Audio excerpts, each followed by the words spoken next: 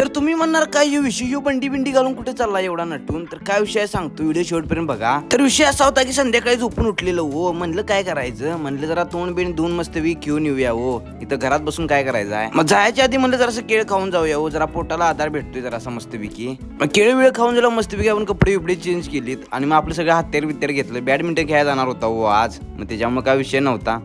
मग बॅडमिंटन खेळताना शूज बीज घालून जायला लागते हो, नाहीतर लिगामेंट बिगामेंट टेअर होत्यात, म्हणून जरा काळजी घ्यायला लागते हो. तसं मला काही प्रोफेशनल एवढं खेळायचं नाही बॅडमिंटन, तरी पण उगाच खेळायला जातो खेळायचं म्हणून. मग 5 मिनिटं जरा वॉर्मअप करून घेऊया म्हटलं व मानेचा, हाताचा, पायाचा, कमराचा, सगळ्याचा. मग खेळाय उतरला तर ह्या साईडचा कोर्ट काय फुल होता हो, मग ह्या साईडला कोण नव्हतं या साईडच्या कोर्टमध्ये. मग ह्यो आपला ज्युनियर होता, त्याला म्हणलं चल आपण दोघं खेळूया, म्हणला काय विषय नाही. मग एकच मॅच खेळून आला, मला केवढा घाम आलता बघा, आणि ती पण मॅच आपण हरलेला भावाकडनं, त्याच्यामुळे काय विषय नव्हता.